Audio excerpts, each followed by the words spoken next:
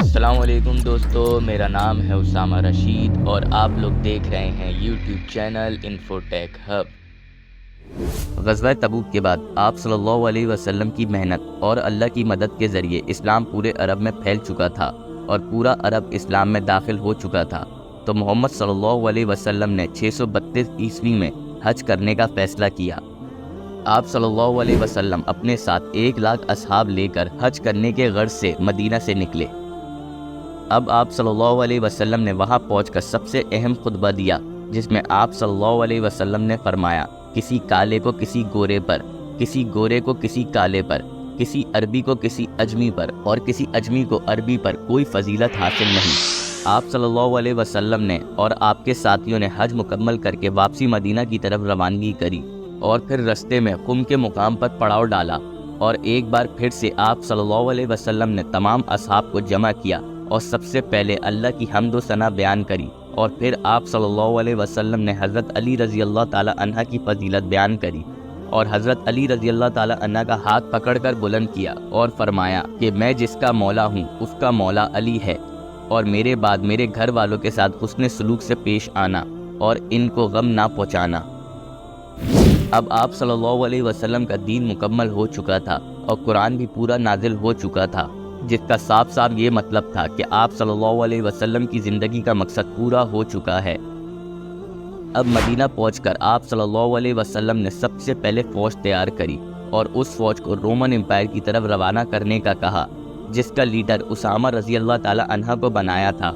لیکن کچھ ہی دنوں کے اندر آپ صلی اللہ علیہ وسلم کی طبیعت ناساز ہونا شروع ہو گئی، جس کی وجہ سے وہ قافلہ رک گیا، اور پھر آپ صلی اللہ علیہ وسلم کی طبیعت روز خراب ہوتی گئی۔ لیکن آپ صلی اللہ علیہ وسلم کافی دنوں تک اسی حالت میں نماز کی امامت بھی کراتے رہے۔ پھر آپ صلی اللہ علیہ وسلم نے آخری دنوں میں حضرت ابو بکر صدیق رضی اللہ تعالی عنہ کو اپنی جگہ نماز پڑھانے کا حکم دیا۔ آپ نے انتقال سے 3 دن پہلے تمام ازواج کو جمع کیا اور ان سب سے اپنی زندگی کے آخری دن حضرت عائشہ رضی اللہ تعالی عنہ کے حجرے میں گزارنے کی اجازت مانگی، جس پر آپ کی تمام ازواج نے اجازت دے دی۔ اور پھر ایک دن حضرت عائشہ رضی اللہ تعالی عنہ کے حجرے سے آواز آئی کہ آپ صلی اللہ علیہ وسلم انتقال فرما گئے ہیں۔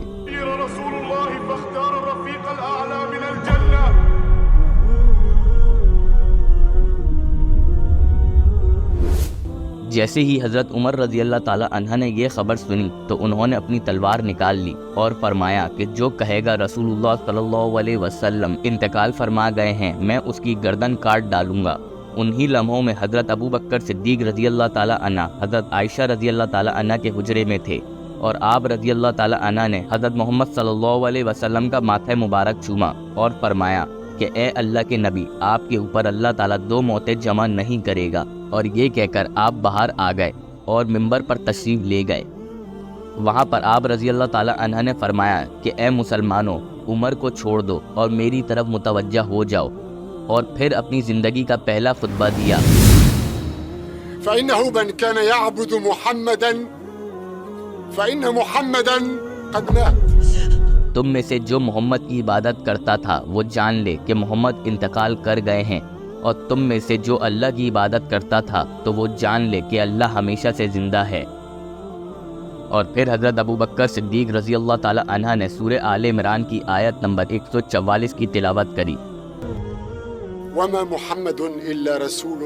قد خلت من قبله الرسل أفإن مات أو قتل انقلبتم على أعقابكم ومن ينقلب على عقبيه فلن يضر الله شيئا وسيجزي الله الشاكرين۔ محمد اس کے سوا کچھ نہیں کہ وہ اللہ کے رسول ہیں، اور ان سے پہلے اور بھی رسول گزرے ہیں، اگر یہ انتقال کر گئے تو کیا تم الٹے قدم پھر جاؤ گے؟ اور یہ سن کر حضرت عمر رضی اللہ تعالی عنہ زمین پر گر گئے اور رونے لگے، اور وہاں سب کو سمجھ آ گیا کہ رسول اللہ صلی اللہ علیہ وسلم انتقال فرما گئے ہیں۔ لیکن اسی دوران اس مجمع میں ایک شخص آیا جس نے بتایا کہ مدینہ کے انصار کے لوگ رسول اللہ صلی اللہ علیہ وسلم کے بعد اپنا نیا رہنما چن رہے ہیں، جس پر ابو بکر صدیق رضی اللہ تعالی عنہ اور حضرت عمر رضی اللہ تعالی عنہ دونوں فوراً اس جگہ پہنچے تاکہ یہ مشورہ ساتھ طے ہو سکے کہ کس کو خلیفہ چنا جائے، کیونکہ مسلمانوں کی فوج صرف اب مدینہ کی نہیں تھی بلکہ پورے عرب کی تھی۔ اس میٹنگ میں کسی ایک شخص پر اتفاق نہیں ہو رہا تھا، جس پر حضرت عمر رضی اللہ تعالیٰ عنہ نے حضرت ابو بکر صدیق رضی اللہ تعالیٰ عنہ کے ہاتھوں پر بیعت کری اور تمام مسلمان اس پر راضی ہو گئے۔ لیکن اس میٹنگ میں حضرت علی شامل نہیں تھے اور حضرت علی رضی اللہ تعالیٰ عنہ نے حضرت ابو بکر صدیق رضی اللہ تعالیٰ عنہ کی بیعت نہیں کری، صرف اس وجہ سے کہ آپ لوگ اتنا بڑا فیصلہ رسول اللہ صلی اللہ علیہ وسلم کے اہل بیت کے بغیر کیسے کر لیا۔ لیکن پھر ایک دن حضرت علی رضی اللہ تعالیٰ عنہ نے حضرت ابو بکر صدیق رضی اللہ تعالیٰ عنہ کو اپنے گھر پر بلایا اور آپ کے ہاتھوں پر بیعت کر لی اور اعلانیہ لوگوں کے سامنے کہا کہ میں ابو بکر کی بیعت کرتا ہوں۔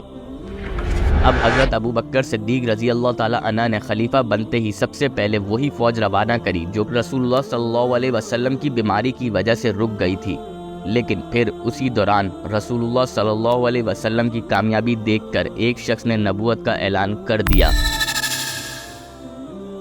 اگر آپ لوگوں کو ہماری یہ ویڈیو پسند آئی ہو تو لازمی ہمارے چینل کو سبسکرائب کر دیں۔ ابھی کے لیے ہمیں دیں اجازت، اپنا بہت سارا خیال رکھیے گا، اللہ حافظ۔